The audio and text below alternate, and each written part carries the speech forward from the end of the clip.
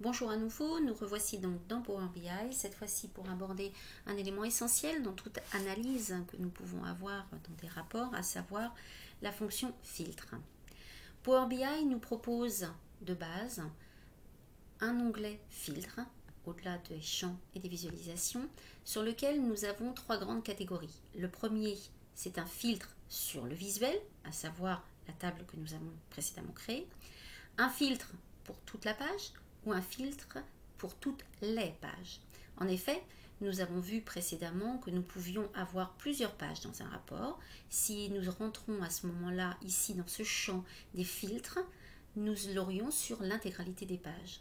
Alors que si nous mettons ici des filtres, ici, dans cette zone-ci, ça ne sera que sur la page, c'est-à-dire sur tous les visuels présents dans la page. Et cette zone ici ne filtrera que sur les visuels. Automatiquement, Power BI est venu nous proposer, par rapport aux différents champs que nous avons dans notre table, les trois filtres possibles tels qu'il les voit aujourd'hui. Nous avons donc l'identité, les quantités et total view, où la valeur est tout.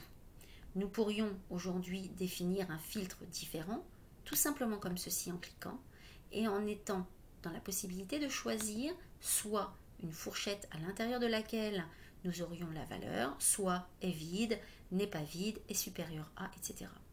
Supposons ici que nous faisions un tri sur toutes les commandes, ou tout du moins toutes les quantités supérieures à 1500, telles que nous pourrions le faire ici.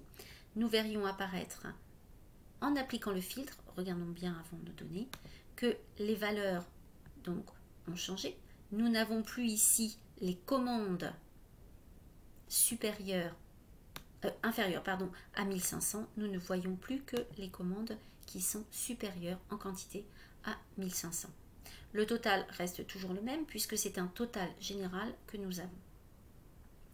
C'est donc une première possibilité pour nous d'appliquer un filtre. Si nous souhaitons l'enlever, il suffit simplement d'activer ici sur la petite gomme, désactiver le filtre et nous retrouvons à ce moment-là nos valeurs précédentes, comme par exemple ici la quantité 825 pour Sayed Abbas.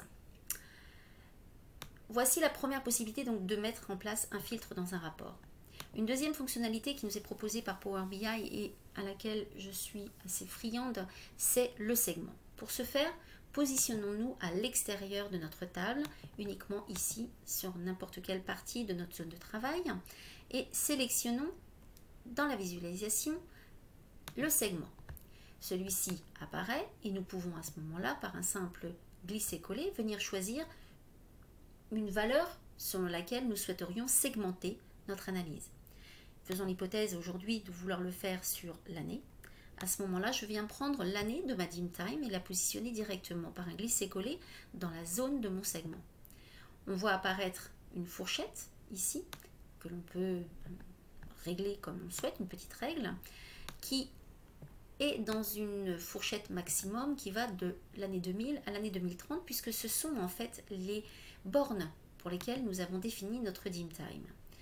On pourrait effectivement penser que ce n'est pas forcément judicieux par rapport à l'activité de AdventureWorks qui se situe sur des années qui vont plutôt de 2011 à 2014 dans l'objet ici présenté. Donc nous allons directement venir à partir de ce que je vous ai montré précédemment, la hiérarchie de temps, choisir dans la hiérarchie des dates de commande, l'année, et venir directement la remplacer ici en lieu et place de celle que j'ai sur la dim time. Nous voyons qu'ici, les petites icônes jaunes se sont activées. C'est bien cette valeur que je viens désormais prendre dans mon segment. Elle apparaît donc ici. Et on voit qu'automatiquement, la fourchette proposée varie maintenant entre 2011 et 2014, ce qui est beaucoup plus facile pour notre analyse d'AdventureWorks. Nous pouvons à ce moment-là modifier la façon, l'apparence de notre segment en choisissant soit une liste déroulante, ou bien entre deux valeurs, ce que nous avons actuellement, inférieure ou égale à une date ou supérieure ou égale à une autre date. Là, je parle de date parce que c'est sur la date que nous filtrons. Si nous avions d'autres valeurs, nous pourrions aussi venir filtrer, par exemple, sur un numéro de référence ou un numéro de commercial, par exemple. Choisissons la liste déroulante et venons la paramétrer, car aujourd'hui, dans la liste déroulante, nous pouvons choisir 2011, 2012, 2013 ou 2014. mais nous n'avons pas la possibilité, par exemple, de se dire que l'on sélectionne tout. Alors venons ici dans l'onglet Visualisation, en ayant bien sélectionné notre visuel avant, sur Commande de sélection. Et nous pouvons à ce moment-là soit activer la sélection simple, qui ne permettra à l'usager de ne saisir qu'une seule valeur, donc n'avoir une analyse que sur une année, ou bien désactivons la sélection simple et nous avons ce qui est actuellement paramétré par défaut, la multisection avec contrôle, c'est-à-dire que lorsque je suis dans ma liste, en actionnant avec contrôle, je peux saisir par exemple et sélectionner 2 dates ou 3 au choix, ou bien nous pouvons aussi activer l'option tout sélectionner. Apparaît alors dans notre liste tout simplement sélectionner tout, qui nous permet d'avoir directement la sélection de toutes nos années, ce qui peut être très utile lorsque nous avons de nombreuses références plutôt que d'avoir à sélectionner point à point les segmentations. Je vais donc laisser ces paramètres tels quels car ils m'intéressent pour ma démonstration. Nous voyons bien ici comment en fait le segment interagit. Si je sélectionne uniquement 2013, en désélectionnant tout, puis après en sélectionnant uniquement 2013, je vois que mes valeurs ici changent. Je n'ai plus qu'une quantité de 102 829 pour un montant de 37 et quelques millions de dollars. Ce qui est intéressant aussi de voir, c'est que si j'ai plusieurs visuels, ce segment peut interagir sur plusieurs visuels. Tout comme les filtres sur les visuels, le segment peut intervenir aussi comme ça. C'est pas forcément ce que je souhaite. Aussi, je vais vous montrer de quelle façon on peut paramétrer la façon dont l'interaction peut agir d'un visuel vers l'autre.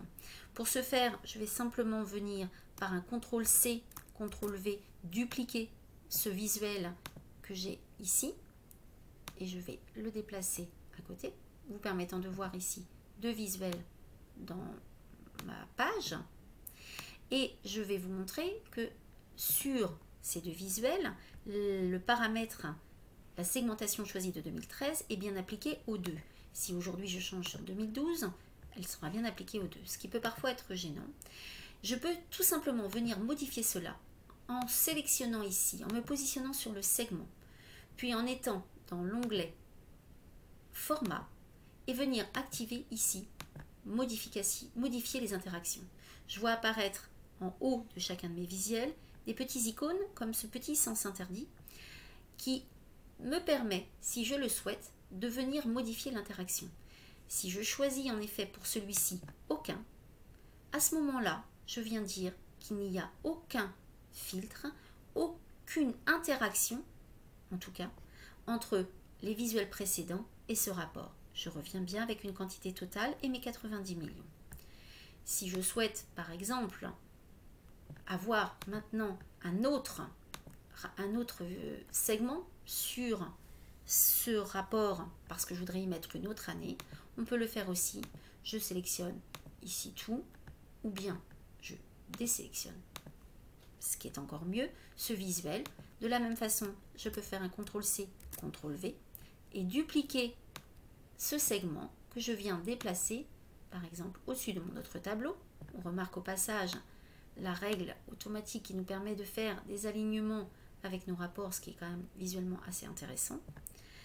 Et par la même fonctionnalité de modifier les interactions, en me positionnant cette fois-ci bien sur ce segment, venir dire que ce segment-ci va intervenir sur celui-là, mais je ne souhaite pas qu'il intervienne sur celui-ci. Donc, je vais dire aucun. Je ne veux pas qu'il intervienne sur l'autre segment. Je vais dire aucun. Je vérifie en me repositionnant sur ce segment-ci, en lui disant bien qu'il n'interfère pas sur ce visuel-là, mais bien sur celui-ci, et je ne souhaite pas non plus qu'il interfère sur le nouveau segment. Donc, je mets aucun. Maintenant, ça me permet d'avoir 2 segments, où le premier, je peux venir demander d'être sur 2013, par exemple, avec mes 37 millions, et le second, je peux avoir exactement la même analyse, mais cette fois-ci, uniquement sur 2012. Voilà un petit peu pour terminer sur cette vidéo, ce que je pouvais vous dire sur les filtres et les interactions. J'espère que ces vidéos vous ont plu et que prochainement nous aurons peut-être l'occasion de rééchanger sur les fonctionnalités de Power BI. Merci beaucoup et à bientôt.